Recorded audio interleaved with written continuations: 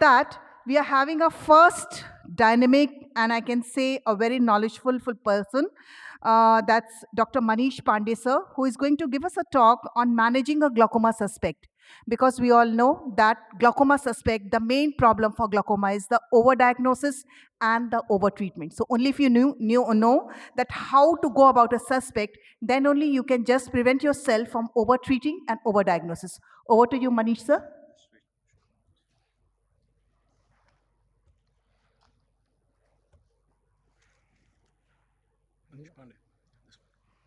So I would request everybody who is there listening this whole talk, you can write down your questions.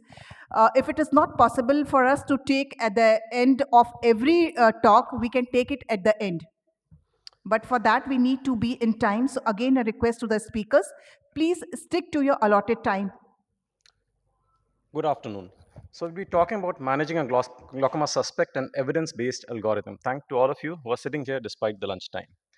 So when you're talking about glaucoma and we are talking about suspects about glaucoma, we know that some of these suspects may convert into glaucoma, but all of them may not.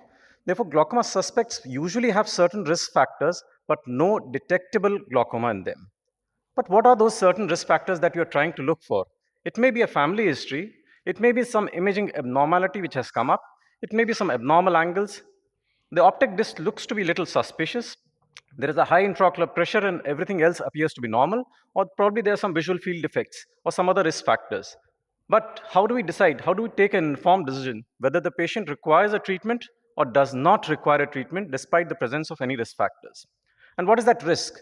The risk is about the risk of progression, that the patient is likely to progress if it is untreated. So, what are the options before a clinician? We will treat if the progression occurs, so therefore we wait till that time, or we treat if the risk of progression is high. That is, only the risk is high. That is, damage is likely with the current IOPs. The IOPs are very high, and therefore, if you leave it like this, it's likely to progress into glaucoma. Or the risk factors are so many that it overwhelmingly favors a treatment.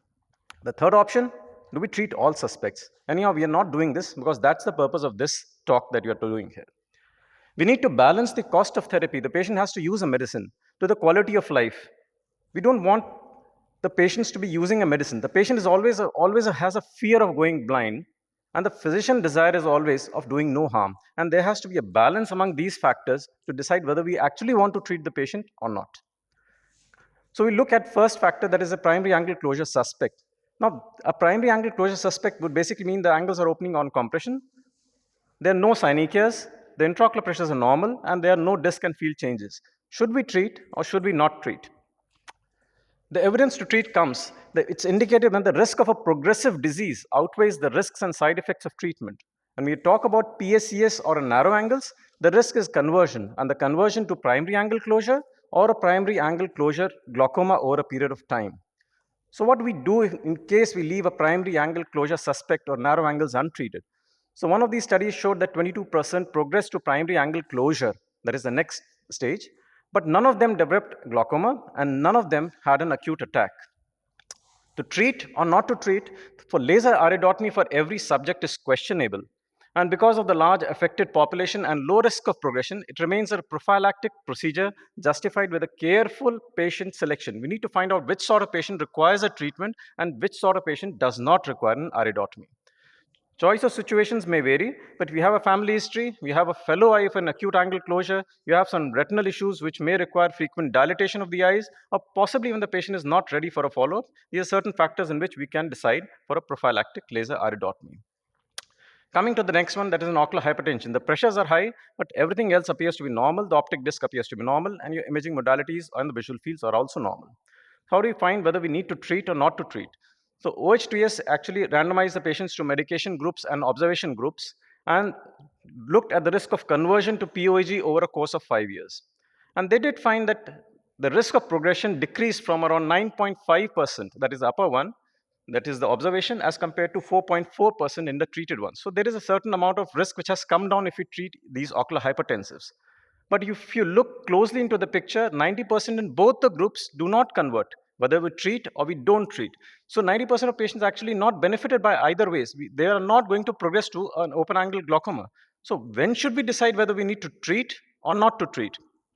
If you look closely in the picture on the left side in the upper one, you can see if the intraocular pressures are rising, they are high, and the central corneal thickness is low. That carries the highest risk of progression. And in case the risk of progression is very low, in case the central corneal thickness is on the higher side and the intraocular pressures are on the lower side. So there are 5 baseline factors which increase the risk of developing open angle glaucoma, which were older age, higher intraocular pressures, thinner central corneas, and larger vertical cup to disc ratios and higher pattern standard deviations.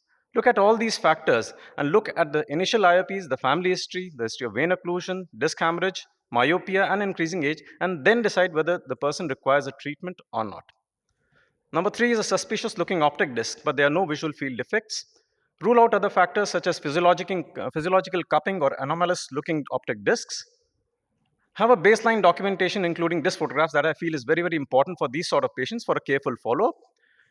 A suspicious looking optic disc, some visual field defects, intraocular pressures of 22, no pachymetry done, and the patient was put on glucomol, jo ki chalta rahega. So that is not the kind of treatment that we need to anticipate. Look at all these factors in total and then decide whether a treatment is required. Don't base diagnosis and therapy based on a single test. Look at the disc, the visual fields, the OCT, the family history, age, IOP, and CCT, and look at the red disease and the green disease. A green disease basically means when you look at the picture on the right side, you will see some nerve fiber layer defects, but the visual fields appear to be normal, and there are no defects unless until there is a small dip, what we can see in the OCT. So everything appears to be normal. This is a green disease.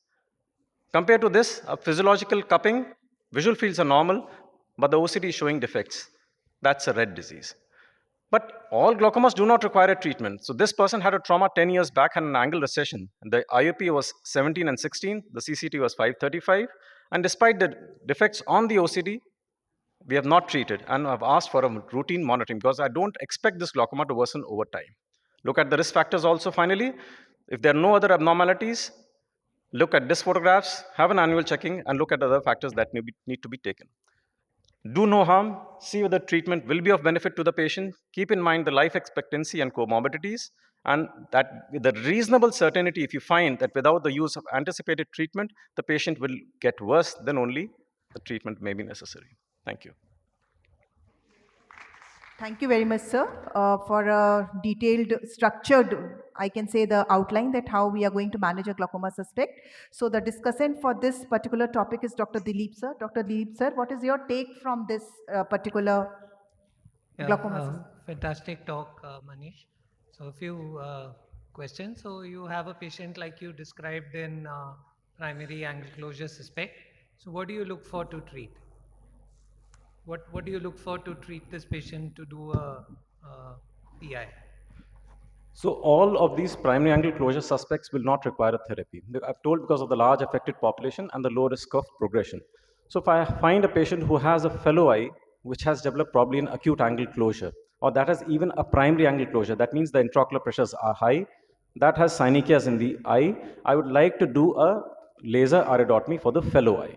If I find that the other eye or this eye has a history of vein occlusion, patient has a diabetic retinopathy, requires frequent dilatation of the eyes, I would like to do a laser iridotomy.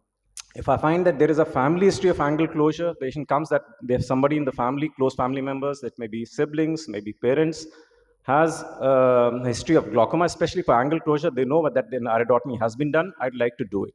If I find a rural patient coming to me, a lot of rural patients come to me, and I find that this sort of patient is likely to be missed up, I like to do it. And finally, one small point which I have not put up there, if I find a very patchy pigmentation of the angle, that also is a relative indication that I take for doing a laser iridotomy in that sort of eye. And that's a very important point. If you see patchy pigmentation, you would want to treat. And otherwise, fantastic talk. So you don't want to over-treat patients.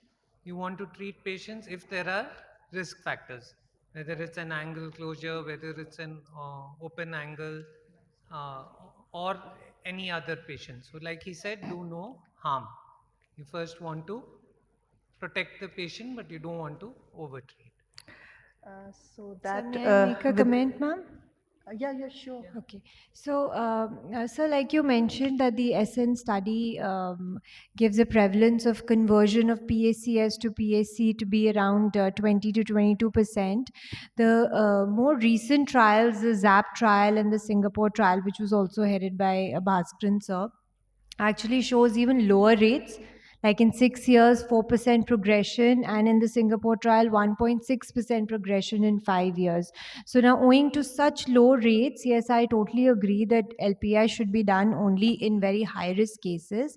Another symptom I think we may watch out for is intermittent headaches, intermittent blurring of vision, redness. When patients complain of these, they're probably experiencing intermittent attacks of angle closure, and those symptoms also that bring them to the hospital should not be missed, and maybe provocative tests or biometry like ASOCT can be performed, because that is also a very important tool to risk strategize the patients for LPI.